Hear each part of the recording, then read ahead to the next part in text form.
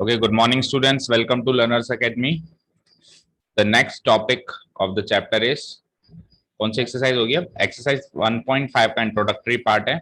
So this is the introduction of exercise number 1.5 of your NCERT syllabus. Okay, and topic का नाम है complement of a set.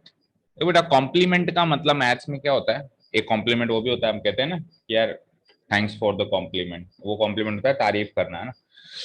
ये complement अलग है. Complement का मतलब होता है जो पूरा करे, जो अधूरी चीज को क्या करे, पूरा. मतलब उसका एक तरीके से एक पार्ट है, एक चीज है, उसको क्या चीज दें कि वो दोनों मिलके पूरी हो जाए, वो उसका कॉम्प्लीमेंट होता है ना. ठीक है. तो किसी भी सेट का कॉम्प्लीमेंट क्या होता है ये चेक करना है आपने. कोई भी सेट हमने लिख दिया, उसका कॉम्प्लीमेंट क्या होगा. ठीक है. तो एक तरीके से आप ये भी कह सकते हो कि उसका उल्टा, उस सेट का उल्टा. ठीक है. और इसको डिनोट किससे कराते हैं अपन? डैश से डिनोट कराते हैं. अब देखो, अब देखो सपोज करो, एक एग्जांपल से स्टार्ट करते हैं. लेट अस से मेरे पास एक यूनिवर्सल सेट है, उसके अंदर मैंने एलिमेंट्स रखे हैं 1 2 3 4 5. इनमें से मैंने 3 4 5 का एक और सेट बना दिया, उसका नाम है ए. तो ए सेट के अंदर कौन कौन से एलिमेंट हैं बोलो? 3 4 5. तो अब ऐसा कौन सा पार्ट बच गया जो उसको इससे मिलके यूनिवर्सल सेट को पूरा कर दे? मतलब आप ऐसे मान के चलना, कॉम्प्लीमेंट का मतलब एक ऐसी चीज जो यूनिवर्सल सेट को पूरा करे, जो यूनिवर्सल सेट को क्या कर दे, पूरा कर दे. तो 1 और 2 क्या है, वो अगर इसके साथ मिल जाए तो यूनिवर्सल सेट पूरा हो जाता है. तो मैं क्या लिख दूंगा, ए कॉम्प्लीमेंट क्या हो जाएगा मेरा, 1 और 2. बताओ, एक ही एग्जाम्पल में सारी कहानी क्लियर होगी. ठीक है. अब इसको, उसकी सारी प्रॉपर्टीज आएगी, इसको अपन मैथमेटिकली लिखेंगे, वो सारी बातें ठीक है, वो करनी है अपने को. एग्जाम में क्वेश्चन ऐसे सीधे नहीं लिखे आना है, वो बात ठीक है, लेकिन अंडरस्टैंडिंग तो बन गई. ठीक है. तो वैसे करते क्या है अपन, u माइनस ए करते हैं. क्या करते हैं? u माइनस ए. u के अंदर 1 2 3 4 5 थे, बोलो थे क्या? 1 2 3 4 5. और a के अंदर क्या थे? 3 4 5. अब अपन क्या करते थे, याद करो, अभी डिफरेंस ऑफ सेट्स ताजा ताजा करके आए, कॉमन एलिमेंट्स निकालते थे. क्या हो गए? 3 4 5. और वो इस पहले वाले सेट से काट देते थे, बचेगा क्या? 1 2. 1 2 आ जाएगा ए डैश. ठीक है. चलो लिखो definition, complement of a set की डेफिनेशन. जैसे अपन मैथ्स में करते थे ना, आपको याद हो तो, कॉम्प्लीमेंट्री एंगल. जैसे मैंने कहा कि 30 डिग्री का कॉम्प्लीमेंट्री एंगल क्या होगा, तो क्या होगा 30 degree complementary angle? 60 degree. Maths में क्या होता है कि कॉम्प्लीमेंट्री का मतलब होता है इन दोनों का सम क्या होना चाहिए, 90 डिग्री होना चाहिए. तो सेट्स की दुनिया में कॉम्प्लीमेंट्री सेट क्या होगा, उन दोनों का सम क्या होना चाहिए, सम कह लो, या उन दोनों का जोड़ क्या, यूनियन क्या होना चाहिए, यूनियन कह सकते हो. उन दोनों का यूनियन क्या होना चाहिए, यूनिवर्सल सेट होना चाहिए. जैसे वहां पे 90 डिग्री होता था, यहाँ पे क्या होना चाहिए, यूनिवर्सल सेट होना चाहिए, उन दोनों सेट्स का यूनियन. ऐसे याद रख सकते हैं. Complement of a set, the complement of a set is a set. Obviously एक सेट ही होगा, वो भी 1 और 2 से भी सेट ही तो बना. Consisting of all the elements, उसमें वो एलिमेंट्स होंगे जो कि यूनिवर्सल सेट यू से बिलोंग करते हैं, लेकिन एक्सक्लूड करने पड़ेंगे उन एलिमेंट्स को जो ए के अंदर है. जैसे भी ए के अंदर 3 4 5 थे, तो उनको तो एक्सक्लूड कर दिया, और यूनिवर्सल सेट के बचे हुए एलिमेंट्स 1 और 2 ले लिए. ठीक है. सिंपल सी डेफिनेशन है, consisting of all the elements, consisting of all the elements of the what, of the universal set U, excluding the elements of set A. ये दो मेन बात हो गई इसकी. देखो पहली बात यहां से लेके यहां तक, all the elements of the universal set U आएंगे, और क्या नहीं आएंगे, क्या नहीं आएंगे, इसको क्रॉस कर दो, क्या नहीं आएंगे, एलिमेंट्स ऑफ सेट ए नहीं. हाँ हाँ, सेम सेम. ए डैश से भी आप कह सकते हो कि it is A complement. A complement को रीड करते हैं ए कॉम्प्लीमेंट या ए डैश. ठीक है. और सी फॉर कॉम्प्लीमेंट होता है ना, तो किसी किसी बुक्स में डैश की जगह सी से रिप्लेस कर दिया गया, इसका मतलब भी ए कॉम्प्लीमेंट है. तो वैसे देखा जाए तो सी फॉर कॉम्प्लीमेंट होता है, तो होना तो ये चाहिए था कि ये इसका स्टैंडर्ड नोटेशन होना चाहिए था, बट ये इतना ज्यादा प्रचलित नहीं हुआ. भाई कोई चीज अपन बना तो देते हैं, लेकिन वो इतनी ज्यादा फेमस नहीं हो पाती. ज्यादा फेमस क्या हुई, ये. अभी भी हम जब क्वेश्चंस करेंगे ना, तो ज्यादा जैसे एक्सरसाइज में भी आप चेक करोगे, एग्जांपल्स में भी चेक करोगे, तो ए डैश से उसने डिनोट किया है बजाय के ए सी से. ठीक है ना, क्लियर? ओके, अब मैथमेटिकल नोटेशन आ जाओ, खुद बनाने की कोशिश करो। हाँ, वो तो सेट की भाषा में हो गया। अब सेट बिल्डर फॉर्म में ए सी ए।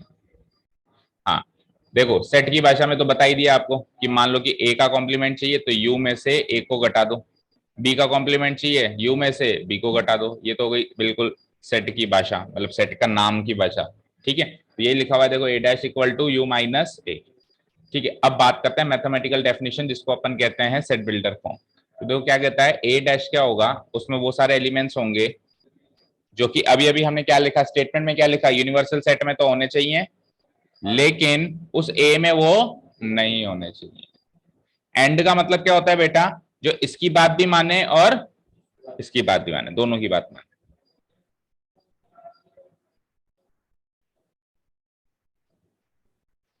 एंड का मतलब होता है कि ये काम भी करना है आपको और ये काम भी करना है, दोनों काम करना है, दोनों काम कंपलसरी है। और में क्या होता था, ये करो, मतलब इसके अकॉर्डिंग भी चीजें चाहिए, इसके अकॉर्डिंग भी चीजें चाहिए। एंड का मतलब हो गया वो चीजें चाहिए जो इसकी बात भी मानती हो और इसकी बात भी मानती हो। मतलब आपको वो चीजें चाहिए जो ये प्रॉपर्टी भी फॉलो करें और ये प्रॉपर्टी भी फॉलो करें। और सपोज करो और होता तो क्या करते हैं अपन, आपको वो एलिमेंट्स चाहिए होते जो इसकी, वो सारे एलिमेंट्स चाहिए होते जो इस बात को फॉलो करते हैं, और वो सारे एलिमेंट्स चाहिए होते जो इस बात को फॉलो करते हैं। मतलब समझ में आया? अगर और होता तो क्या होता, आपको वो सारे एलिमेंट्स चाहिए होते जो इस बात को मानते हैं, और वो सारे एलिमेंट्स चाहिए होते जो इस बात को मानते हैं। और फिर अगर ऐसा कुछ कॉमन एलिमेंट्स आ जाते हैं तो अपन उसको एक बार लिखते हैं लाइक। और एंड लिखा हुआ है, एंड का मतलब अब आपको केवल वही एलिमेंट्स मस्ट, हाँ वो वाले एलिमेंट्स चाहिए जो इसकी बात भी मानते हैं और इसकी भी मानते हैं। अगर कोई ऐसा एलिमेंट्स है जो केवल इसकी बात मानते हैं, आप नहीं लोगे। कोई अगर एलिमेंट्स है जो केवल इसकी बात मानते हैं, जो दोनों की बात मानते हैं, वही एलिमेंट्स आप लोगे। ठीक है, ये होता है एंड। क्लियर है?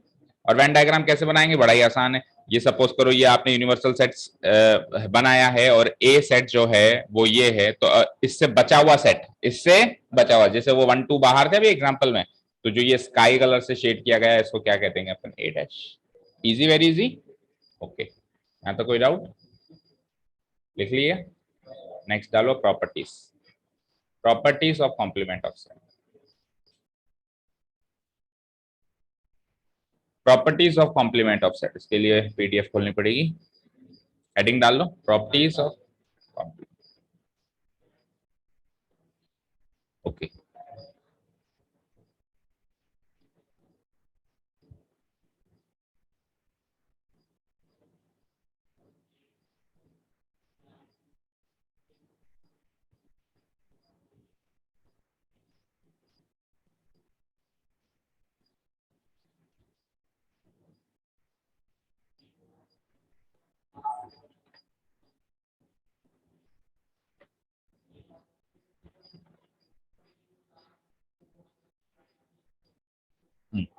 प्रॉपर्टीज ऑफ कॉम्प्लीमेंट सेट्स या complement of set, complement of sets. ठीक है, पहली प्रॉपर्टी देखो, अगर मैं किसी सेट और उसी के कॉम्प्लीमेंट को जोड़ दूं, अभी अभी मैंने क्या कहा, तो जोड़ने से वो क्या करेंगे, यूनियन यूनिवर्सल सेट को पूरा करेंगे।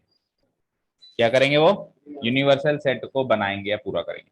अब यहाँ पे कंफ्यूजन मत क्रिएट करना अपने आप में, या किसी लिखते टाइम इसको थोड़ा क्लियर लिखना। ये तो यू है, मतलब ये दोनों सेम दिखाई दे रहे हैं अभी आपको, कि ये सेम फ्लो में अपन वो सेम जैसा लिख देते हैं, बट एक्चुअली ये यू नहीं है, ये यूनियन का साइन है लाइक दिस, और ये वो लेटर यू है यूनिवर्सल सेट।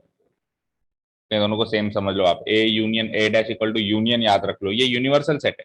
ठीक है, अगर किसी भी सेट जैसा भी हमने किया था, ये था ए, बाहर वाला था ए डैश, तो अगर दोनों का यूनियन कर दें, यूनियन करने का मतलब क्या होता है, सेट्स की दुनिया में यूनियन करना मतलब दोनों सेट्स के एलिमेंट्स को जोड़ के लिखना, यही तो होता है। तो दोनों के एलिमेंट्स जोड़ दूं तो I will get what, I will get universal set. और अगर दोनों का इंटरसेक्शन करूं तो कुछ ही नहीं मिलेगा, क्योंकि ए के अंदर एलिमेंट्स है अंदर के, ए डैश के अंदर एलिमेंट्स है बाहर के, तो कुछ कॉमन हो सकता है क्या? नहीं हो सकता ना। तो अगर मैं इंटरसेक्शन कर दूंगा तो फाइव मिलेगा, और अगर मैं जोड़ दूंगा तो यूनिवर्सल सेट मिलेगा। ठीक है, अब यहाँ पे आता है दो इंपॉर्टेंट लॉ जिसको प्रूव करने के लिए भी एग्जाम में कहता है, जिसको अपन प्रूव भी करके देखेंगे। क्या नाम है देखो इसका, डी मॉर्गन्स लॉ। क्या याद रखेंगे इसको, डी मॉर्गन्स लॉ। ये क्या कहता है, ध्यान से सुनो, पहले लॉ को समझो। ये क्या कहता है, अगर दो सेट का यूनियन करके और यूनियन करने के बाद जो सेट मिला उसका कॉम्प्लीमेंट निकालें, तो किसके बराबर होता है, ए और बी का अलग अलग कॉम्प्लीमेंट कर दो और उनका यूनियन ना निकाल के इंटरसेक्शन निकाल दो। ठीक है, तो कैसे रीड करते हैं, A union B whole dash equal to A dash intersection B dash. और इसी का उल्टा हो जाता है, अगर अंदर इंटरसेक्शन का साइन, जैसे बाहर अंदर यूनियन का साइन था तो बाहर क्या आया, इंटरसेक्शन का साइन आया, तो अगर अंदर इंटरसेक्शन का साइन है तो बाहर क्या आ जाएगा, यूनियन का साइन। ठीक है, अब इसको प्रूव करने के लिए भी कहेगा, अभी तो अपन नोट्स बना रहे हैं, क्वेश्चन आएगा एक्सरसाइज में भी आएगा और वैसे भी है। ठीक है, याद हुआ D Morgan's law, De Morgan उस आदमी का नाम है जिसने ये लॉ दिया है, डी मॉर्गन, तो इसलिए इसका इस लॉ का नाम क्या पड़ गया, डी मॉर्गन्स लॉ। बोलो याद हो। हाँ, देखो देखो मेरे पास एक सेट है ए, मेरे पास एक सेट है बी।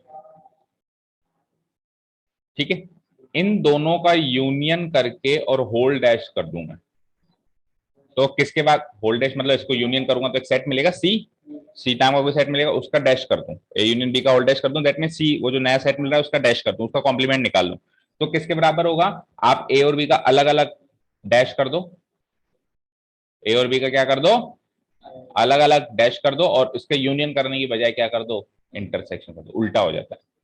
ठीक है, ए और बी को यूनियन ले लिया उसका डैश लेके यूनियन सेट में ट्रांसफर किया जो आया। हाँ हाँ भाई, एलएचएस कैसे निकालेंगे, मान लो एलएचएस है तो ए और बी का यूनियन ले लिया, फिर जो भी आंसर आया उसका डैश निकाल लिया, ये डैश ने मतलब यूनिवर्सल सेट से माइनस कर दिया, सही कह रहे हो, तो ये तो क्या एलएचएस। आरएचएस क्या करेंगे अपन, पहले ए का डैश ले लिया यानी यूनिवर्सल सेट में से ए को माइनस कर दिया, फिर बी का डैश ले लिया यानी यूनिवर्सल सेट में से बी को माइनस कर दिया, फिर वो जो आंसर्स आए उन दोनों का इंटरसेक्शन ले लिया, ये एलएचएस आरएचएस हमेशा बराबर निकले। ठीक है, समझ आया, ओके ठीक है, अब आ जाओ। देखो भैया, जहर को जहर काटता है, सुना होगा आपने, तो कॉम्प्लीमेंट को कॉम्प्लीमेंट काटता है, कॉम्प्लीमेंट को कॉम्प्लीमेंट काटता है, अगर किसी का डैश लेके वापस डैश ले ले तो ये अंदर वाली चीज मिलेगी नहीं, मिलेगी वापस, वो ओरिजिनल चीज मिलेगी नहीं मिलेगी, मतलब अंदर वाली चीज कह सकते हो। ठीक है, बड़ा मतलब इजी सा लॉजिक है, तो देखो भाई, अगर मैंने ये यूनिवर्सल सेट बनाया, ठीक है, ये है भाई साहब हमारे ए, ठीक है, अब मैंने कहा साहब मुझे बताओ आप ए डैश क्या है, तो ए डैश ये व्हाइट वाला पोर्शन है खाली, इसका भी डैश क्या है, तो यूनिवर्सल सेट में से खाली माइनस करोगे तो वापस अंदर वाली चीज आएगी नहीं आएगी, यूनिवर्सल सेट में से अंदर की चीज माइनस कर रहे थे तो खाली आ रहा था, खाली माइनस करेंगे तो वापस अंदर वाली चीज आएगी नहीं आएगी, तो ए डैश का डैश क्या हो जाएगा, ए, वेरी इजी। ठीक है, अब एक चीज और कि अगर यूनिवर्सल सेट का ही डैश कर दूं या फिर एम्प्टी सेट का डैश कर दूं तो क्या मिलेगा, तो देखो अपन लॉजिक से याद रखते हैं इसको, कोई भी चीज रटनी नहीं है, हर चीज लॉजिक से याद रखते हैं। ये यूनिवर्सल सेट है, ए तो है ही नहीं वहां पे, ए भूल जाओ, ए बी सी ऐसे बहुत सारे सेट्स हैं उनकी बात ही नहीं हो रही, यूनिवर्सल सेट है, पूरी दुकान है, शोरूम है, इसका कर दिया मैंने डैश, तो पूरा यूनिवर्सल सेट ही माइनस हो गया, फाइव आ गया, तो यू डैश क्या हो जाएगा, फाइव, और अगर खाली का डैश कर दें तो यू आ जाता है उल्टा है। ठीक है ना, ये देखो ये यू यहाँ है, फाइव यहाँ है, ठीक है, वेरी इजी। तो देखो छठा और सातवीं प्रॉपर्टी यही है कि अगर फाइव का डैश कर दें तो यू मिलेगा और यू का डैश कर दें तो फाइव मिलेगा। ठीक है, क्लियर है।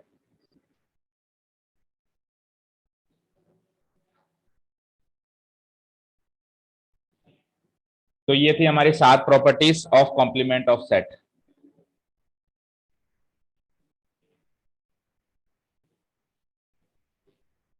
ठीक है, कॉम्प्लीमेंट ऑफ सेट लिख ही लिया है आपने ना, बस दैट इज इट।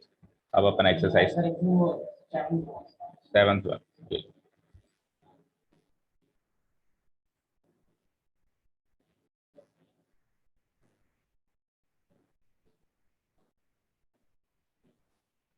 हो गया, ओके। तो अपन एक काम करते हैं, हो चुके हैं आपकी इंट्रोडक्टरी पार्ट, बस इतना सही सीखना है इसमें और अपन सीधे एक्सरसाइज से चल सकते हैं।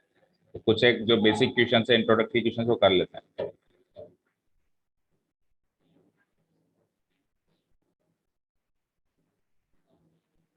देखो वो जो अपन ने डी मॉर्गन्स लॉ सीखा था उसको एक स्टेटमेंट में पढ़े तो क्या कहता है, the complement of the union of two sets is the intersection of their complements. The complement of union of two sets, union करके कॉम्प्लीमेंट करूं तो इससे अच्छा है उनके अलग अलग कॉम्प्लीमेंट्स का इंटरसेक्शन कर दूं। इंटरसेक्शन ये तो अगली बात शुरू हो गई। देखो पहली बात यहाँ से लेके यहाँ तक है, अगर मैं दो सेट्स का यूनियन करके कॉम्प्लीमेंट करूं, इससे अच्छा है मैं उनके अलग अलग कॉम्प्लीमेंट्स का इंटरसेक्शन कर दूं। और इसी का उल्टा, अगर मैं दो सेट्स के इंटरसेक्शन का कॉम्प्लीमेंट करूं तो उनके अलग अलग कॉम्प्लीमेंट्स का यूनियन कर लूं, and these are called what, De Morgan's law, and these are named after the mathematician De Morgan. ठीक है, ये प्रॉपर्टीज कॉम्प्लीमेंट लॉज ये आ गए। लेकिन इनका नाम भी याद रखना, हमने नाम के साथ, आपने लिखा होगा ना, नाम के साथ ही लिखना भाई, क्योंकि कल को कहते कि सब कॉम्प्लीमेंट लॉज कौन से थे। तो ये दो तो हैं कॉम्प्लीमेंट लॉज, ये दो हैं डी मॉर्गन्स लॉ, ये है डबल कॉम्प्लीमेंटेशन। डबल कॉम्प्लीमेंटेशन, एक कॉम्प्लीमेंट मत दो, कॉम्प्लीमेंट पे कॉम्प्लीमेंट दो, डबल हो गया ना। और इसको क्या कहेंगे, लॉ ऑफ एम्प्टी सेट, इसको क्या कहेंगे, लॉ ऑफ यूनिवर्सल सेट। जो आ रहा है उसके हिसाब से मत याद रखना भी, यू आ रहा है तो उसको यूनिवर्सल सेट का लॉ कहेंगे, नहीं, जिस पे लग रहा है, फाइव पे लग रहा है तो उसको क्या कहेंगे, लॉ ऑफ एम्प्टी सेट। ये किस पे लग रहा है, यूनिवर्सल सेट पे लग रहा है तो उसको क्या कहेंगे, लॉ ऑफ यूनिवर्सल सेट। तो प्रॉपर्टी भी याद रखनी, उसका नाम भी याद रखना। ठीक है साहब, ठीक है। एक्सरसाइज 1.5, एक्सरसाइज 1.5 में हम कुछ जो इंट्रोडक्टरी क्वेश्चन है वो कर ले। ओके फाइन, बस उसके बाद 1.6 का इंट्रोडक्शन फिर कल देगा। तो एक्सरसाइज 1.5 शुरू करें, जो इंट्रोडक्टरी क्वेश्चन वो तो कर लेते हैं ना। एक्सरसाइज 1.5 क्वेश्चन नंबर 1, देखो यूनिवर्सल सेट है 1 2 3 4 5 6 7 8 9, ए सेट है ये, बी सेट है ये, सी सेट है, सब कुछ दे रखा है आपको। आपको अलग अलग चीजें पूछ ली इसने। जैसे पहला क्वेश्चन क्या है, फाइंड ए डैश, यानी ए कॉम्प्लीमेंट। बोलो ए कॉम्प्लीमेंट कैसे निकालते हैं, यू माइनस ए, यू लिख दो, ए लिख दो, कॉम्प्लीमेंट जो कॉमन एलिमेंट्स को घटा दो। बोलो यू क्या है, 1 2 3 3 4 5 6 7 8 9, ये यू है। माइनस ए क्या है, 1 2 3 4, कॉमन एलिमेंट्स देखो दोनों में से, 1 2 3 4 कॉमन, तो वो तो कट जाएंगे, इधर से कटेंगे, ठीक है ना, बचेंगे क्या। अब एग्जाम में आपको समझाने के लिए काटता हूँ, एग्जाम में से काट मत देना, एग्जाम में से काटा बेटी मत करना ना। अगले स्टेप में आप क्या करना, ये 1 2 3 को लिखना है मत, क्या लिखोगे, 5 6 7 8 आंसर, पहले क्वेश्चन का आंसर। ठीक है, बोलो सेकंड क्वेश्चन का आंसर कैसे करेंगे। अब बी डैश चाहिए उसको, अब क्या चाहिए उसको, बी डैश। कैसे निकलेगा B dash, U minus B, U minus B. Again U क्या है मेरा, 1 2 3 4 5 6 7 8 9, ये तो है मेरा यू, माइनस बी क्या है मेरा, बी है 2 4 6 8, 2 4 6 8। 2 4 6 8 अगर इसे हटा दें तो हमारे पास बचता है, 1 बचता है, 2 तो हट गया, 3 बचता है, 4 तो हट गया, 5 बचता है, 6 तो हट गया, 7 बचता है, 8 तो हट गया, 9, तो केवल ऑड नंबर्स बचते हैं। ठीक है, ठीक है बच्चे, चले आगे। अब डी मॉर्गन लगा लें अगले वाले क्वेश्चन में। अब चाहो तो लगा सकते हो ना, अगर कोई कंपलसरी नहीं है, आप तो बेसिक मेथड से करना चाहो तो उससे भी कर सकते हो, अपन दोनों से करके देख लेते हैं, प्रूव हो जाएगा। ठीक है, कर दूं फर्स्ट इसको डिलीट। अब देखो थर्ड में अपन दोनों से करके देखेंगे, तो वो डी मॉर्गन जो नई चीज आई ना, और वो बहुत इंपॉर्टेंट चीज है बेटा प्रोबेबिलिटी के लिए भी, 12वीं क्लास में खूब घूमेगी वो डी मॉर्गन लो, डी मॉर्गन लो, तो अच्छे से समझ लेना इसको। देखो क्या कह रहा है, ए और सी, ए यूनियन सी का होल्ड है, तो एक बार तो मैं डी मॉर्गन लो जानता ही नहीं हूं, मान लो नहीं जानता हूं ना, तो मैं बेसिक तरीके से करूंगा। तो मैं क्या करूंगा साहब, ए यूनियन सी करना है आपको, तो ए लिखूंगा मैं तसल्ली से, तसल्ली से ए लिखूंगा। ए क्या है, 1 2 3 4, लिख लिया बेटा ए। फिर मैं यूनियन लगाऊंगा और फिर मैं सी लिखूंगा। सी क्या है मेरे पास, 3 4 5 6, कोई दिक्कत नहीं है, मैं जानता ही नहीं हूँ डी मॉर्गन, तो मैं तो बेसिक तरीके से करूंगा, ए लिख लिया, सी लिख लिया, अब इनका यूनियन कर दिया, और जिसका यूनियन आया इसका पूरे का होल डैश लिखा हुआ है, तो मैं एक बड़ा ब्रैकेट लगा सकता हूँ कि इस पूरे का क्या करेंगे अपन, होल डैश करेंगे बाद में, आने के बाद जो भी आंसर आएगा। चलो यूनियन करना आता है आपको, दोनों के एलिमेंट्स लिखने हैं, कॉमन एलिमेंट्स को सिंगल टाइम लिखना है। बोलो क्या होगा इनका यूनियन, 1 2 3 4 5 6। इसका भी डैश करना है, इसका डैश करने का मतलब है यू में से सेट को माइनस करना है, यानी यू माइनस ये पूरा सेट, 1 2 3 4 5 6, राइट। यू क्या है मेरा, यू तो है मेरा 1 से लेके 9, 1 2 3 4 5 6 7 8 9, और ये सेट में क्या क्या एलिमेंट्स है हमारे पास, 1 2 3 4 5 6। ठीक है, तो 1 2 3 4 5 6 कॉमन है, वो तो गए, क्या बचे, क्या बचे बोलो, 7 8 9। तो ये आंसर तो आपका कंप्लीट है, थर्ड क्वेश्चन का आंसर तो कंप्लीट है। अब कोई कहे कि नहीं साहब इसको डी मॉर्गन लॉ लगा के करो, है ना, तो अब ये तो हो गया बेसिक मेथड। अब मैं इधर इस साइड पे राइट साइड में डी मॉर्गन लॉ लगा के करता हूँ। देखो तो डी मॉर्गन लॉ कैसे लगेगा, ए यूनियन सी का होल डैश होता है। डी मॉर्गन साहब कहते थे कि ए डैश कर दो अलग अलग और सी डैश कर दो अलग अलग, अंदर यूनियन था तो यूनियन में क्या हो जाएगा, इंटरसेक्शन। यूनियन वाला साइन क्या हो जाएगा, इंटरसेक्शन वाला साइन हो जाएगा, ए का अलग डैश हो जाएगा और सी का अलग डैश हो जाएगा। ठीक है, ऐसे ही कहते थे वो। ठीक है, अब आपको ये करना है, ए डैश इंटरसेक्शन सी डैश करना है। तो ए का डैश, ए क्या है, ए क्या है बोलो, अच्छा ए डैश क्या होगा, यू माइनस ए होगा। ए डैश क्या होगा, यू माइनस ए होगा, होगा ना। अच्छा ऐसा करने से एक फायदा हो रहा है, आप ए डैश और सी डैश आपने निकाला, चलो निकाल लेते हैं एक बार फिर से, यू माइनस ए, फिर इसका इंटरसेक्शन करना है सी डैश से। सी डैश को क्या लिख सकते हो आप, यू माइनस सी। चलो तो अब करते हैं इसको, तो यू माइनस ए, यू क्या है, 1 2 3 4 5 6 7 8 9, ये तो है सब यू। इसमें से माइनस करना है आपको क्या, इसमें से क्या माइनस करना था, ए। ए क्या है, ए में क्या है, 1 2 3 4। ठीक है बेटा, ये u माइनस ए है, इसको एक ब्रैकेट लगा दो। अब u माइनस सी क्या होगा, u माइनस सी क्या होगा, u एक बार फिर से लिख देते हैं, 1 2 3 4 5 6 7 8 9। सी में क्या क्या है भाई, सी में है 3 4 5 6, सी में क्या क्या है 3 4 5 6। तो ये u माइनस सी हो गया, और जब इन दोनों का आंसर आ जाए तो इधर लिख देता हूं, इन दोनों का क्या करना है आपको, इंटरसेक्शन। क्या करना है, इंटरसेक्शन, मतलब इन बड़े ब्रैकेट के बीच का साइन क्या हो जाएगा, इंटरसेक्शन का साइन हो जाएगा। ओके चलो, तो अब देखते हैं इसमें से इसको घटाएंगे तो क्या बचेगा, एक सेट बचेगा, डिफरेंस ऑफ सेट्स कर रहे हैं, तो 1 2 3 4 गया तो क्या बचा, 5 6 7 8 9। और वैसे ए डैश आप पहले क्वेश्चन में निकाल भी चुके थे, आप चाहो तो कॉपी पेस्ट भी कर सकते हो अगर सेम ही क्वेश्चन चल रहा है तो। ठीक है ना, ए डैश निकाल चुके थे। माइनस इंटरसेक्शन, इंटरसेक्शन के बाद अब इन दोनों का डिफरेंस करो, 3 4 5 6 गया तो क्या बचा, 1 बचा, 2 बचा, 3 4 5 6 तो गया, क्या बचा, 7 8 और 9। अब इन दोनों का इंटरसेक्शन करना, इंटरसेक्शन मतलब कॉमन एलिमेंट्स निकालना है। चेक करो उसमें क्या कॉमन है, चेक करो क्या कॉमन है इसमें 9 8 7 सीक्वेंस में, चलो ना बेटा स्टार्टिंग से देखो, 7 8 9। 7 8 9। तो यहां से इसका आंसर क्या आया, set of 7 8 9, set of 7 8 and 9। और वहां से क्या आंसर आया था बेसिक तरीके से भी 7 8 9। कहने लगे कि सर ये तो ज्यादा डिफिकल्ट हो गया, बेसिक मेथड ही सही था, है ना, ये माइंड में आ रहा होगा। तो वो आपकी इच्छा है, जब आपको सेट दे रखा है कि ए ये है, सी ये है, बी ये है, जैसे आप करना चाहो। जब सेट ही नहीं दे रखा हो और कुछ ऐसी चीज प्रूव करनी हो जिसमें ये चीज काम आ जाए, तो कुल मिला के अपने अपना काम क्या, अपने को दोनों चीजें याद रखनी है। अभी आप एग्जाम में ऐसे करके आएंगे तो भी आपको मार्क्स मिलेंगे, अभी आप एग्जाम में ऐसे करके आएंगे तो भी आप मार्क्स मिलेंगे। लेकिन अगर एग्जाम में से कहते हैं using D Morgan's law find the value of this, फिर तो ऐसे ही करके आना पड़ेगा। फिर अगर ऐसे करके आया तो मार्क्स नहीं मिलेंगे, क्योंकि कह रहा है वो डी मॉर्गन्स लॉ यूज करके आप आंसर निकालो। इज दिस क्लियर, ठीक है।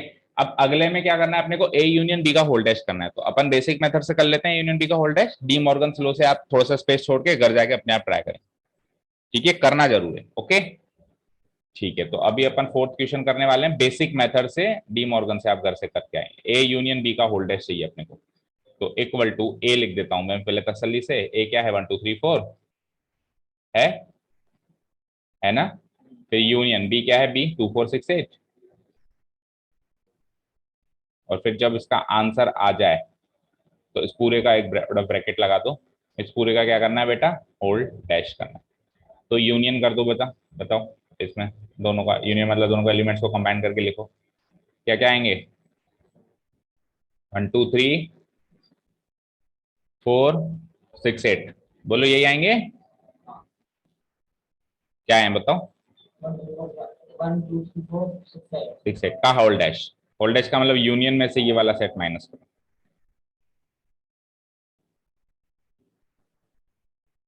देखो हर एक टॉपिक अपने आप में सारे के पिछले एक्सरसाइज पे कनेक्टेड है।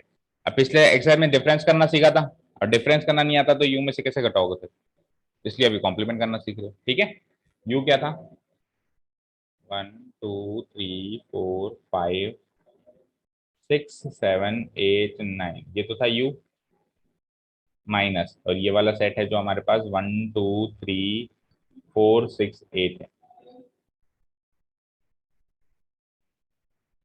फाइन, ठीक है, तो बोलो 1 2 3 4, 1 2 3 4 गया, 6 गया, 8 गया, तो 5 7 9, क्या बचा, 5 7 9, answer, this is my answer. और उतना स्पेस छोड़ दो जितना डी मॉर्गन लो करने में पिछले क्वेश्चन में टाइम स्पेस की जरूरत थी, वो डी मॉर्गन से भी चेक करेंगे हम, 5 7 9 आता है कि नहीं आता है, वो घर से करोगे। ठीक है,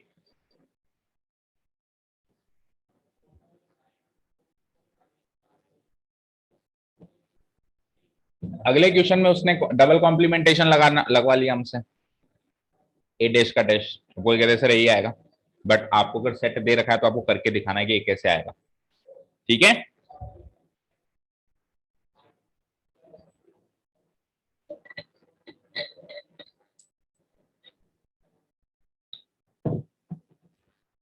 कर दूं उसको डिलीट।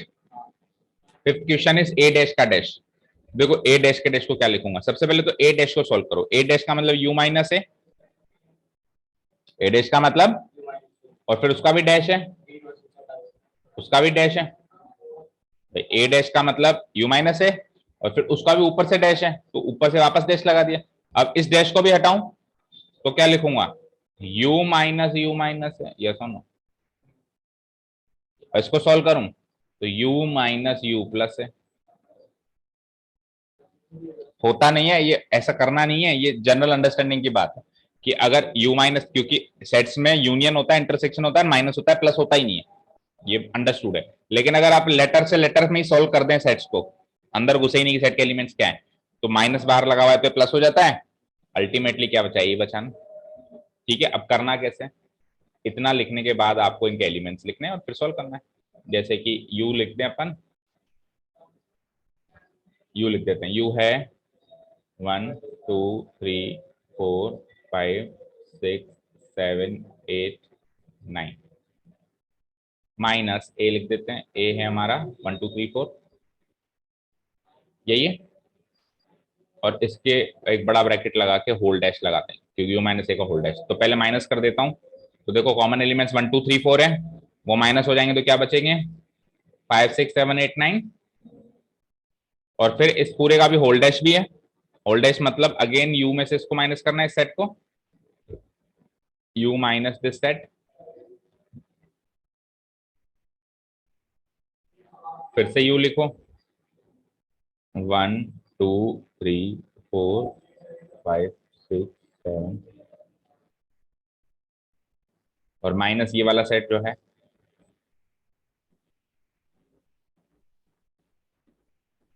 तो क्या मिला, देखो 5 6 7 8 कट गया इसमें से, 5 6 7 8 9 कट गया, तो क्या बचा, वही 1 2 3 4 ही बचा, राइट।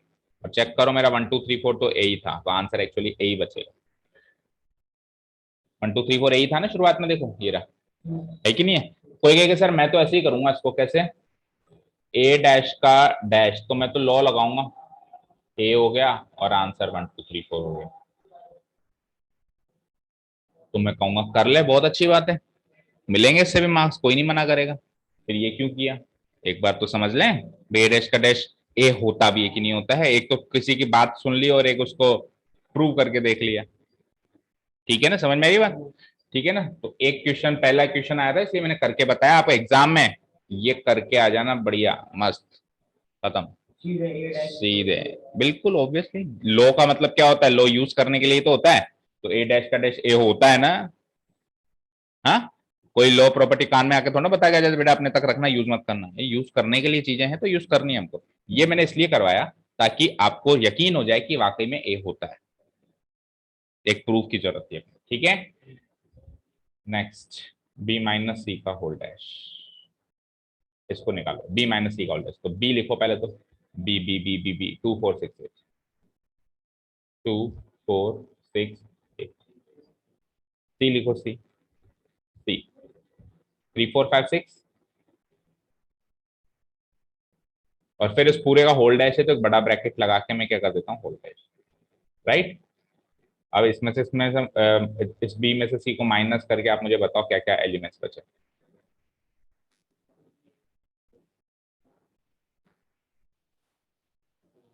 ध्यान से करना और सोच समझ के बताना।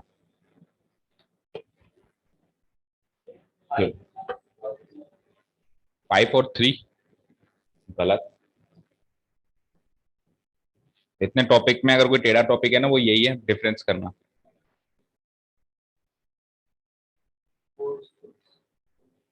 4 और तो कट गया हाँ, तो बचा क्या, 2 और 8, 2 और 8 बचेगा, ठीक है।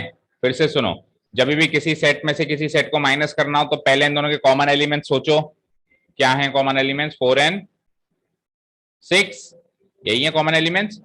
अब वो कॉमन एलिमेंट्स पहले सेट में से घटाओ, ना कि दूसरे सेट में से, तो इसमें से घटा के और इसी के एलिमेंट्स लिख दो, 2,8। समझ आया, अभी क्लियर है। और इसका भी क्या है, होल डैश है, अभी तो खत्म नहीं हुई कहानी, इसका भी क्या है, होल डैश है। होल डैश मतलब यू में से सेट को माइनस करना है, 2,8 को, यू लिख दो। देखो बेटा, माइनस करना ढंग से नहीं आया तो फिर कॉम्प्लीमेंट करना भी नहीं आ पाएगा, क्योंकि कॉम्प्लीमेंट में भी तो यू में से उसको माइनस ही कर रहे हो। बोलो, कॉम्प्लीमेंट में क्या कर रहे हो, यू में से उसको माइनस ही तो कर रहे हो ना, माइनस 2,8। तो 2 एंड 8 ही तो कॉमन है, क्योंकि यूनिवर्सल सेट में तो वैसे भी सारे एलिमेंट्स होते हैं, 2 एंड 8 तो कॉमन है, तो वो तो गए। क्या बचा, 1 3 4 5 6 7 8 तो गया, 9। ये आंसर होगा। Quickly match all the answers, और कहीं भी कोई मिसमैच है अपनी नोटबुक से मैच कर लो, अपन ने यहाँ से तो रिलेट कर दिया आंसर सारे। अगर कोई मिसमैच है तो प्लीज लेट मी नो।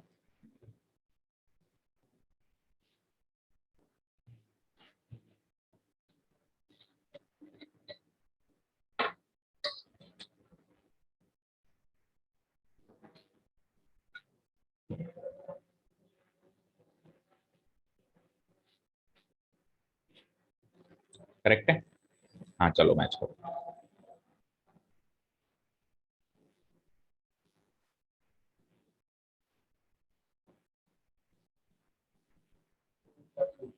सारे सही है, चलो सेकंड क्वेश्चन पे आओ।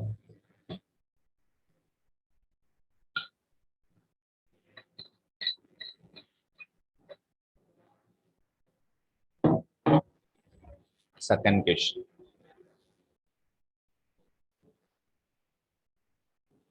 सेकंड क्वेश्चन कहता है, अब की बार वही सेम चीजें ही हैं, आपको सबके कॉम्प्लीमेंट्स निकालने, कुछ डेफिनेशन चेंज कर दी इसने। यूनिवर्सल सेट में पहले नंबर्स रखे हुए थे, अभी इसने अल्फाबेटिक लेटर्स रख दिए, ए टू एच। और आपको बताया मैंने कि सेट के अंदर अगर लेटर्स आते हैं तो हमेशा स्मॉल लेटर में, ठीक है, कैपिटल लेटर में नहीं आते, क्योंकि सेट का नाम खुद ही कैपिटल लेटर में होता है, ठीक है।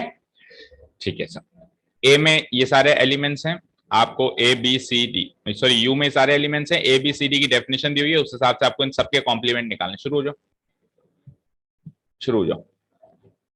देखो यू ये है, ए ये है, पहला क्वेश्चन हो जाएगा ए डैश, सबके कॉम्प्लीमेंट निकालने, ए के बी के सी के और डी के। तो ए का कॉम्प्लीमेंट निकालते हैं, क्या हो जाएगा, यू माइनस ए, ठीक है, यू है हमारे पास ए से H, A B C D E F G H, minus A क्या है हमारे पास, ए बी सी, ठीक है। तो ए बी सी तो गया, बचता है, क्या बचता है बोलो, डी ई एफ जी। प्रैक्टिस क्वेश्चन है, कुछ नया नहीं है इसमें, प्रैक्टिस हो जाएगी और ज्यादा। Second, B dash, B dash बोले तो यू माइनस बी कर दूं, यू तो ये का यही आएगा, कॉपी पेस्ट, माइनस बी क्या है, बी, बी है डी ई एफ जी। अब डी ई एफ जी घटा दो जरा पूरे में से, डी ई एफ जी, ये गया ये गया ये गया ये गया, क्या बचेगा, A B C H, A B C H बचेगा, ए बी सी एच, ठीक है। थर्ड, थर्ड में चाहिए आपको सी कॉम्प्लीमेंट, सी कॉम्प्लीमेंट बोले तो u माइनस सी, u तो वही कॉपी पेस्ट, और c की डेफिनेशन क्या है, c की डेफिनेशन में आते हैं a c e g, ए सी ई जी, ए सी ई जी यहां से गया, ए गया, सी गया, ई गया और जी भी गया, अल्टरनेट एलिमेंट हटा दिए, क्या बचेगा B D F H, right, B D F H, and last one D, D complement, fourth one is D complement, तो u minus D, right, u minus D, अब u तो सेम ही है, आप ऐसे ये कॉपी पेस्ट मत करके आना, पूरा u लिख के आना अगर एग्जाम में क्वेश्चन आता है, राइट, अभी तो हम आपका और मेरा थोड़ा टाइम सेव कर रहे हैं इसलिए, बाकी आपको पूरा u लिख के लाना है, ठीक है ना, minus D F G H A, ये दे रखा है साहब डी, तो एफ जी एच ए हटाओ, एफ गया, जी गया, एच गया और ए गया, क्या बचा बी सी डी ई, क्या बचा बी सी डी ई,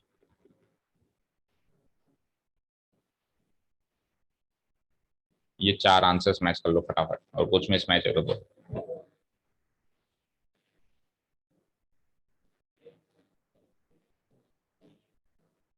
मैच हो गए,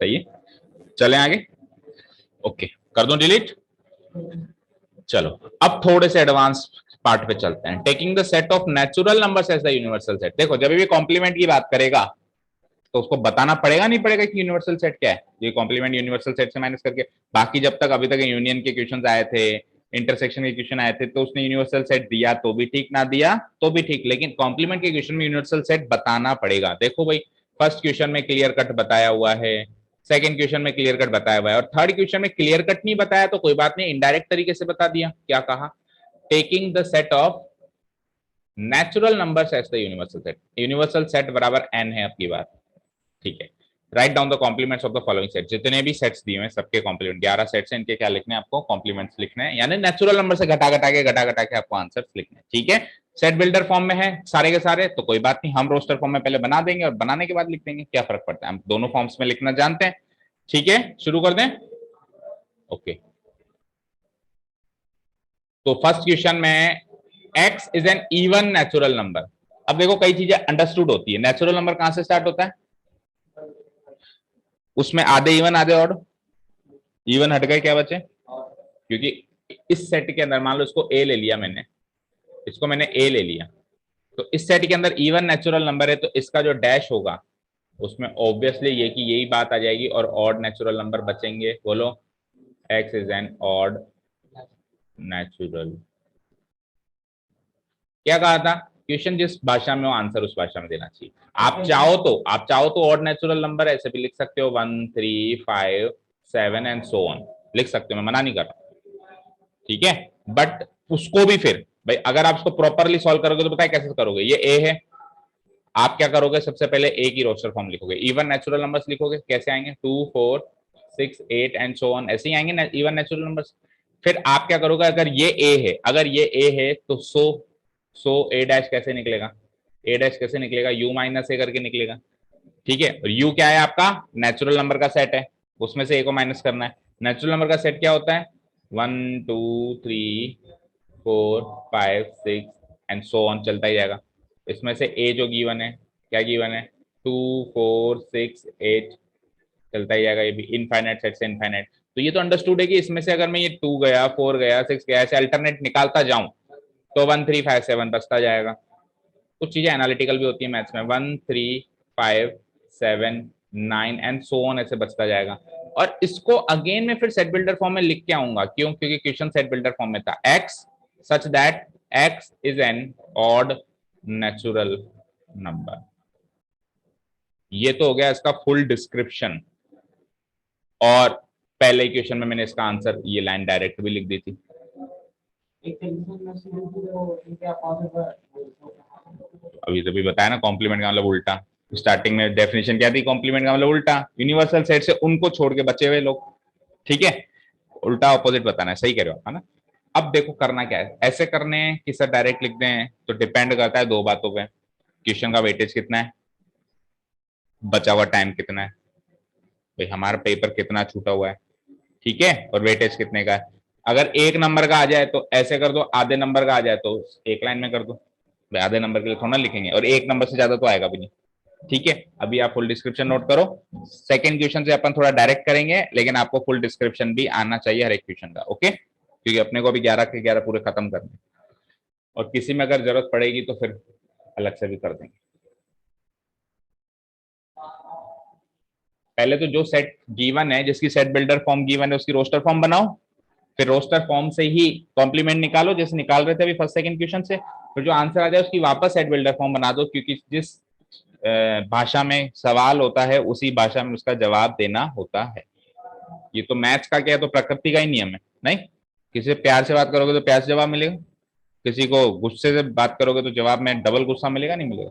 जिस भाषा में सवाल होता है उस भाषा में जवाब होता ही।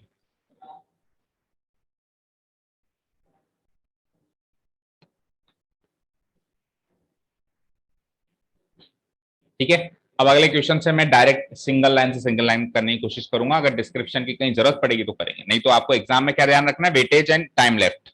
ठीक है, शुरू करें। Second question,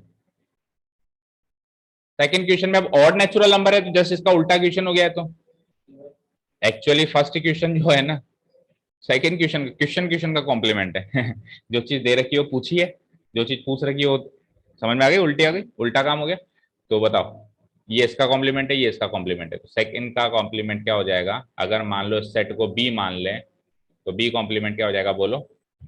x such that x x is an even natural number. Odd था ना, तो ऑड का उल्टा इवन है, और जब इवन था तब इवन का उल्टा क्या आया था, odd natural number. Full description से करना चाहो तो वो का वही तरीका है अभी वाला। ठीक है, सी सेट की बात करते हैं। अब थोड़े से अलग अलग डेफिनेशन से तो ध्यान से देखेंगे। देखो, x is a positive multiple of 3। अच्छा, आप डायरेक्ट उल्टा लिखने की कोशिश कर रहे हो। पहले तो बताओ सेट का मतलब तो समझ में आ गया, पॉजिटिव मल्टीपल ऑफ 3 मतलब कौन कौन से होंगे, 3 6 9। तो ऑब्वियसली इसको आप रोस्टर फॉर्म में लिख भी नहीं सकते, नहीं लिख सकते, क्योंकि रोस्टर फॉर्म में उसी को लिख पाते हैं जिसमें पैटर्न बनता है। अब अगर मैं, मेरे पास मान लो सारे नेचुरल नंबर्स हैं, है ना, और इसमें से मैं केवल 3 के मल्टीपल्स हटा दूं, तो ये गया, ये गया, ये गया, तो अब बचे हुए एलिमेंट्स को आप रोस्टर फॉर्म में कैसे लिखोगे, 1 2 4 5 7 8। और चलो भाई, अगर नंबर ऐसे होते जो फाइनाइट होते तो लिख देते हैं, तो ये इनफाइनाइट ना, तो इनफाइनाइट सेट में हमेशा वही लिख पाओगे जिसमें पैटर्न बने। इनफाइनाइट सेट में वो एलिमेंट्स हम रोस्टर फॉर्म में नहीं लिख सकते जिसमें पैटर्न ही ना बने। फाइनाइट सेट के आप दोनों एलिमेंट्स लिख सकते हो, चाहे से पैटर्न बने तो भी लिख सकते हो, चाहे से पैटर्न नहीं बने तो भी लिख सकते हो, लेकिन वो फाइनाइट सेट होता है। अब यहाँ पे डॉट डॉट डॉट लगाऊंगा तो कोई पैटर्न नहीं बना, तो इस फॉर्म में इसको लिख ही नहीं सकते, ऑब्वियसली आपको वैसे भी इसको सेट बिल्डर फॉर्म में ही लिखना पड़ेगा। चलो आप क्या कह रहे हो, क्या लिखें सर इसको, x सच दैट, हाँ x belongs to n, okay very good, आगे एंड, एंड की जगह कॉमा भी लगा सकते हो भाई, ये बात तो माने ही सही, अगली बात भी माने, अगली बात क्या है, x is not A multiple of 3, yes बिल्कुल लिख सकते हो, x is not A multiple of 3, बिल्कुल लिख सकते हो, करेक्ट है। ठीक है, लिख दो, सिंगल लाइनर में लिख दो।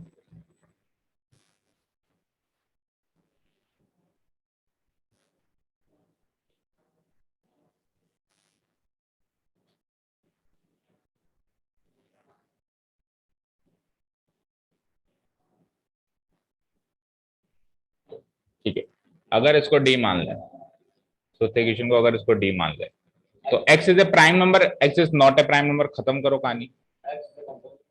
ना ना,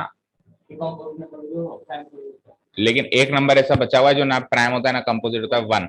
तो फिर अगर मैंने x, फिर दो दो डेफिनेशन लिखनी पड़ेगी, दो दो डेफिनेशन लिखनी पड़ेगी ना, तो फिर इसलिए हम क्या करेंगे, x is not A prime number सबसे आसान तरीका है। हाँ, इवन का उल्टा ऑड और ऑड का उल्टा इवन सीधे सीधे लिख सकते हो, क्योंकि कोई नंबर छूटा नहीं, लेकिन प्राइम का उल्टा कंपोजिट और कंपोजिट का उल्टा प्राइम नहीं लिख सकते, क्योंकि एक नंबर बचता है एक्सेप्शन, जो ना प्राइम में आता है और ना ही कंपोजिट में आता है। ठीक है ना, तो इसलिए हम इसको क्या लिखेंगे, D dash equal to x such that x is not a prime number, x is not a prime.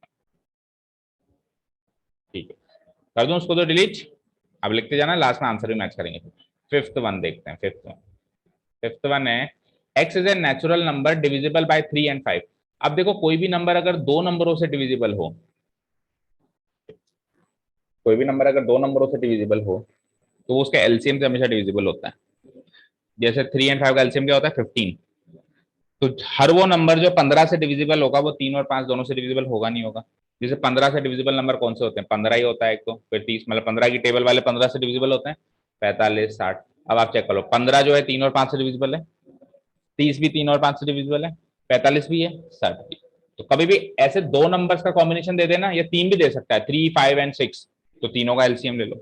ठीक है, तो मैं इसको ऐसे लिख सकता हूं क्या, मान लो इसको मैंने ई लिख दिया, तो इसको मैं थोड़ा सा मॉडिफाई करके लिख सकता हूं x such that x is a natural number. पहली बात को तो चेंज करना ही नहीं है, एक्स बिलोंग्स टू एन भी लिख सकते हो उसको शॉर्ट में आप, x is a natural number divisible bye 3 and 5 का एलसीएम लेके हमने सीधे लिख दिया डिविजिबल बाय 15।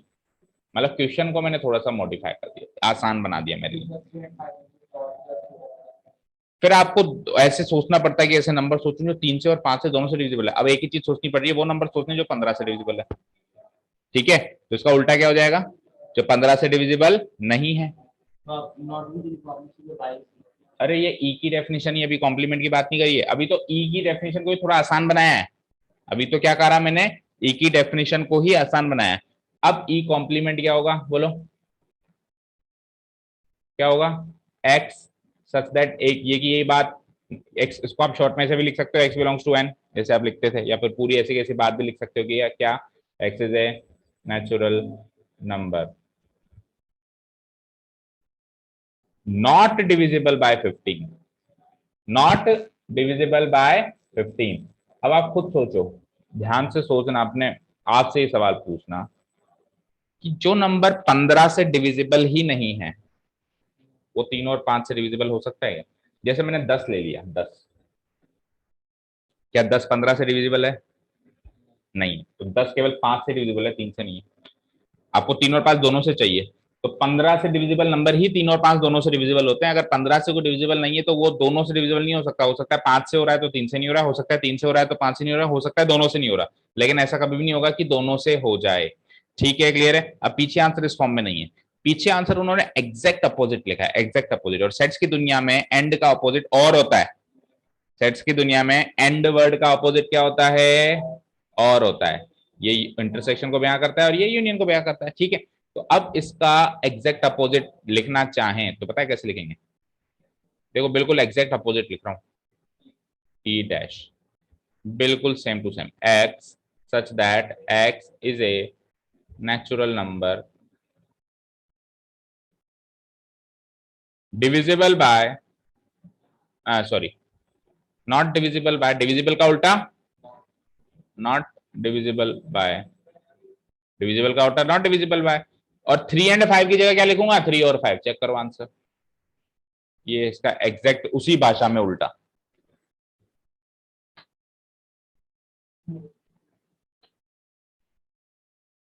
बोलो, ये लास्ट वाली लाइन ही लिखी हुई है, ज्यादा से ज्यादा x is a natural number को उसने ऐसे लिख दिया होगा, एक्स बिलोंग्स टू एन, और तो क्या ही चेंजेस किए, यही है। तो अगर आप ऐसे लिख के आते हो तो ये आसान तरीका है लिखने का, 15 वाला, डिविजिबल नॉट डिविजिबल बाय 15 वाला आसान तरीका है, और ये वाला तरीका आपको पता होना चाहिए। ये आसान तरीका तो नहीं कहूंगा आप, क्योंकि अगर इसकी डेफिनेशन आप सोचोगे ना तो सोच के आपको लगेगा गलत है, यार एक एक्स एक ऐसा नंबर है जो डिविजिबल नहीं है, या तो 3 से डिविजिबल नहीं है या 5 से डिविजिबल, ये समझ में थोड़ा कम बैठता है, थोड़ा इसको डिटेल में देखेंगे तो समझ आएगा, लेकिन ये इसका एग्जैक्टली उसकी भाषा का उल्टा है। डिविजिबल का उल्टा नॉट डिविजिबल, और एंड का उल्टा क्या होता है, और होता है। ठीक है, और ये दोनों बातें सेम है। कल को कोई अगर ये वाला सेट देता है और ये वाला सेट देता है, कहता है दोनों इक्वल सेट्स हैं, आप कहोगे हाँ इक्वल सेट्स, हाँ इक्वल सेट्स। ठीक है, क्लियर है। चलो चलें एफ, एफ वाले सेट पे यानी 6 नंबर सेट पे कर दूं डिलीट, अब थोड़ा सा स्पीडली कर लें बचे में, करीब करीब बातें आपको समझ में आ गई। 6 देखो, x is a perfect square, x is not a perfect square, खत्म करो खत्म करो, ये हो गया एफ, एफ डैश हो जाएगा, x is a perfect square, perfect square number कौन से होते हैं बोलो, 1 भी है, नेचुरल नंबर्स में 1 भी है, परफेक्ट स्क्वायर है ना, 1 4 9 16 ये होते हैं। तो एक्स इज नॉट है, क्योंकि आप इसकी रोस्टर फॉर्म नहीं लिख पाओगे क्योंकि पैटर्न नहीं बन रहा, और इनफाइनाइट सेट अलग रहेगा। X is not a perfect square, और परफेक्ट क्यूब का भी same to same copy paste मारो, ये जी है, तो जी डैश हो जाएगा आपका x such that x is not a perfect cube.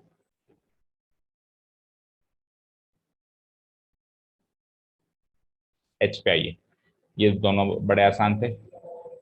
हाँ अब देखो इक्वेशन फॉर्म में दिया हुआ है, तो क्या दिया हुआ है कि x such that x plus 5 बराबर 8। तो अगर देखो ये h नंबर सेट है, मैं क्या करूंगा पहले इस सेट को थोड़ा सा सिंप्लीफाई कर दूं रोस्टर फॉर्म लिख दूं उसकी। तो बताओ x प्लस 5 बराबर 8 का मतलब x की वैल्यू 3 होती है, तो मैं सीधे इस सेट में 3 ही लिख दूं ना, खत्म करूँ ना काम। आप वो ऐसे करो ना, एक्स का x does not belong to 3, x is not equal to 3। जब अपन डज नॉट बिलोंग टू का साइन या बिलोंग टू का साइन लगाते हैं तो यहाँ पे सेट आता है, सेट कोई एलिमेंट नहीं आता है। 3 कोई सेट थोड़ी ना, तो आपको ऐसे लिखना पड़ेगा x इक्वल टू 3 या x is not equal to 3, does not belong नहीं लगाओगे, ठीक है। हाँ तो देखो ये तो आ गया h की डेफिनेशन, ये h डैश नहीं है, ये तो वो जो सेट गिवन था उसी को थोड़ा सा सिंप्लीफाई करके लिखा है आपने, है ना। अब इसका कॉम्प्लीमेंट कैसे लिखोगे, इसका कॉम्प्लीमेंट में लिखूंगा एच डैश के अंदर, गुड मॉर्निंग, एच डैश के अंदर एक्स टाइप के एलिमेंट्स हैं, इस तरीके से हैं कि एक्स में सारे नेचुरल नंबर होंगे होंगे एंड लेकिन एक्स 3 के बराबर नहीं होना चाहिए। खत्म कहानी। डज नॉट बिलोंग टू नहीं लगाएंगे, नॉट इक्वल टू लगाएंगे, एक्स खुद एलिमेंट है, वो एलिमेंट 3 के बराबर नहीं होगा, ठीक है। और बचे हुए सारे नेचुरल नंबर अपने को लेने, क्लियर है। चलो इसका करो देखें अब अपने आप, नाइन्थ का अपने आप करके बताओ देखें। नाइन्थ है हमारे पास, इसको ले लेते हैं एच आई, इस सेट को ले लेते हैं हम आई। तनिष्क नहीं है अभी तक, इस सेट को ले लेते हैं हम आई। तो आई को थोड़ा सा सिंप्लीफाई करना पड़ेगा पहले, ठीक है। तो देखो मैं इसको सिंप्लीफाई कर रहा हूं, x such that x belongs to N and आगे इनइक्वालिटी गिवन है, इस साल आप डिटेल में इनइक्वालिटी सीखोगे, लीनियर इनइक्वालिटीज का चैप्टर है, छठा नंबर आपका, है ना। अभी के लिए हम ये समझते हैं कि जैसे इक्वेशन होती थी ना, बराबर का साइन आता था एलएचएस आरएचएस में, इनइक्वालिटीज होती हैं जिसमें बराबर का साइन नहीं आता, इनइक्वालिटी का साइन आता है, जैसे कि ग्रेटर देन, जैसे कि लेस देन, जैसे ग्रेटर देन इक्वल टू या फिर लेस देन इक्वल टू, चार इनइक्वालिटी के साइन होते हैं, या फिर नॉट इक्वल टू भी इनइक्वालिटी का ही साइन है। तो 2x प्लस 1 ग्रेटर देन 10, तो इसको बिल्कुल इक्वेशन की तरह सॉल्व करो। देखो मान लो अगर 2x प्लस 1 इक्वल टू 10 होता तो कैसे x की वैल्यू निकालता, 2x equal to 10 minus 1 equal to 9 और x की वैल्यू 9/2 ऐसे निकालते।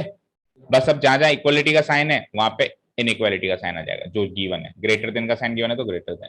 तो same to same equality inequality भी इक्वेशन की तरह ही सॉल्व होती है, बस थोड़े बहुत कुछ चेंजेस होते हैं, वो जब चैप्टर आएगा तो आपको बताएंगे, अभी के लिए इसमें सोचने की जरूरत नहीं है।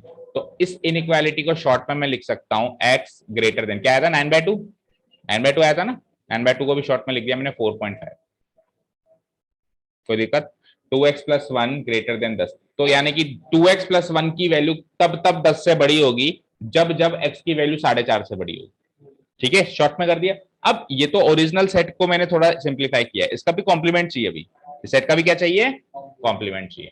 तो आई कॉम्प्लीमेंट इक्वल टू, देखो अब आपको, देखो ये नंबर लाइन है लेटेस्ट से 1 2 3 4 5, ये सारे नेचुरल नंबर्स हैं, माइनस नेगेटिव नंबर्स तो लेना ही नहीं है ना, नेचुरल नंबर्स चाहिए अपने को ओनली, ठीक है ना। तो यहीं से स्टार्ट करते थे। अब आपको x 4.5 से बड़ा चाहिए था, तो 4.5 करीब यहां था, उससे बड़े नेचुरल नंबर्स कौन कौन से थे, 5 6 7 8 9, उससे बड़े नेचुरल नंबर्स कौन से थे, 5 6 7 8 9। तो अभी और आई की डेफिनेशन थोड़ी सी सिंप्लीफाई कर सकते हो आप सोच सकते हो ऐसे नेचुरल नंबर्स जो 4.5 से बड़े हैं, यानी कि 5 6 7 8 9 और ऐसे चलते जाएंगे, बहुत सारे ऐसे नेचुरल नंबर्स हैं। ये आई की परिभाषा को और मैंने थोड़ा सा सिंप्लीफाई कर दिया, अब आई डैश निकालो आराम से। तो आप खुद सोच सकते हो यू माइनस आई करना पड़ेगा, तो 4.5 से छोटे नंबर्स की जगह अब क्या देखने पड़ेंगे, उल्टा देखो, 4.5 से बड़े नंबर्स देख रहा था पहले मैं, अब क्या देखूंगा 4.5 से छोटे नंबर्स, और नेचुरल नंबर्स होने चाहिए तो केवल एक 4 ही नंबर्स आएंगे 4.5 से छोटे, 1 2 3 4। तो इसका आंसर क्या आ जाएगा 1 2 3 4, रोस्टर फॉर्म में भी लिख सकते हो आप इसको, क्योंकि फाइनाइट सेट ही बनाया तो, ठीक है। और अगर सेट बिल्डर फॉर्म में लिखना हो तो ये की यही बात लिख दो, और ये लेस देन ये ग्रेटर देन का साइन जो है ना, इसका उल्टा हमेशा याद रखना, लेस देन इक्वल टू का साइन होता है, क्योंकि दुनिया में 3 ही साइन होते हैं, लेस देन, ग्रेटर देन और इक्वल टू। तो ग्रेटर देन के अलावा 2 साइन जो बच गए, जैसे लेस देन और इक्वल टू बच गया, तो ये इसका अपोजिट साइन होगा। तो आप रोस्टर फॉर्म में लिखना चाहो तो ये की यही बात लिख दो, बस ये ग्रेटर देन की साइन की जगह क्या लिख दो, लेस देन इक्वल टू का साइन। अब आप पीछे आंसर मैच करो कि रोस्टर फॉर्म में गिवन है या सेट बिल्डर फॉर्म में गिवन है।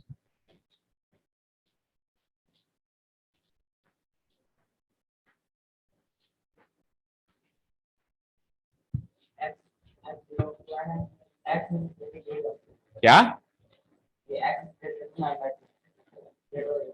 ग्रेटर देन नहीं होगा, इधर लेस देन था क्या, देखो एक बार।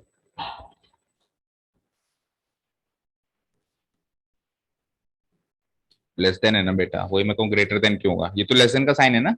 देखो इसने क्या कहा, इसने क्या कहा, x बिलोंग्स टू n, मैं भी वही कह रहा हूँ x बिलोंग्स टू n, इधर देखो स्क्रीन पे, मैं भी वही कह रहा हूँ x belongs to n। And साथ में उसने क्या कहा, x is less than equal to 9/2, बस 9/2 को मैंने क्या लिख दिया, 4.5 लिख दिया।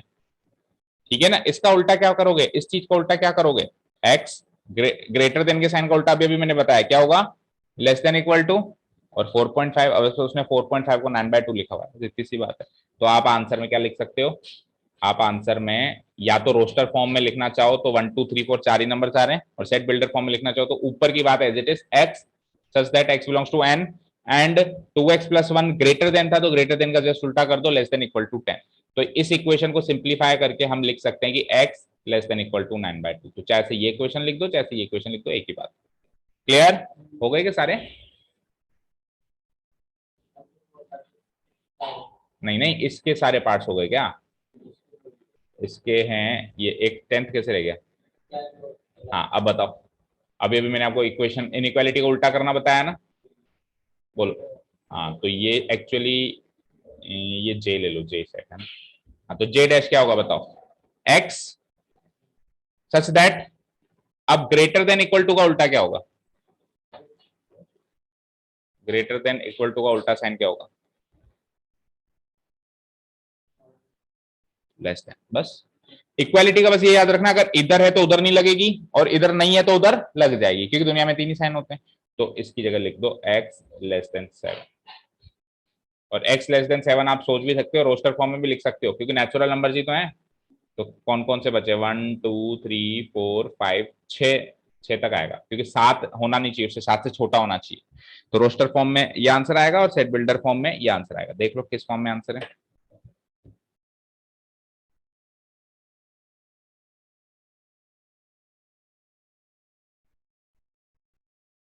किस फॉर्म में, रोस्टर फॉर्म में, सेट बिल्डर फॉर्म में,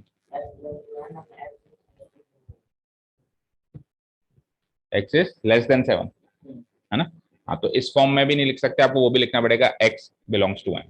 तो रोस्टर फॉर्म में क्योंकि नेचुरल नंबर है, ये तो बताना पड़ेगा, तो क्या लिख दूंगा, x बिलोंग्स टू n, और ग्रेटर देन इक्वल टू का साइन जो है, पहले तो x such that x belongs to n and की जगह कॉमा भी लगा सकते हैं, x लेस देन 7। इस फॉर्म में आंसर गिवन है, और रोस्टर फॉर्म में लिखना चाहो तो सारे नेचुरल नंबर जो 7 से छोटे हैं लिख दो, 1 2 3 4 5 6। ठीक है, तो नई चीज क्या सीखी कि इन साइन का उल्टा क्या होता है, बोलो ग्रेटर देन का साइन का उल्टा क्या हो जाएगा, less than equal to. Less than क्या उल्टा साइन क्या हो जाएगा, greater than equal to. Greater than equal to का उल्टा साइन क्या हो जाएगा, लेस देन। और लेस देन इक्वल टू का साइन का उल्टा क्या हो जाएगा, ग्रेटर देन। कुल मिलाकर साइन तो रिवर्स हो ही जाता है, अगर इक्वालिटी का साइन है तो हट जाता है, और नहीं है तो लग जाता है, ये उल्टा करना होता है इनइक्वालिटी का। ठीक है, चलिए तो काफी आज के लिए, कितने क्वेश्चन बचते हैं अब इसमें, अभी बचते हैं काफी सारे, अच्छा 4 ही बस, कल आते ही कर देंगे, और फिर नया टॉपिक भी शुरू कर देंगे। आप इवनिंग में कितने बजे फ्री होते हो, नहीं शाम को केमिस्ट्री क्लास आते हो ना सर के पास, 7:30, तो एक बार 7:30 बजे आज मुझसे मिलके जाना, क्योंकि ये जो क्वेश्चंस बचे हैं ना ये 10-15 मिनट के ही हैं, तो उस टाइम मूड बनेगा तो निपटा देंगे, तो कल फ्रेश टॉपिक स्टार्ट कर देंगे। ठीक है, मूड बना तो, और थके हुए लगे, आप भी थके हुए लगे या मैं भी थका हुआ लगा, तो कल देख लेंगे। ओके, चलिए तो thank you so much for listening to us, have a nice day, keep learning.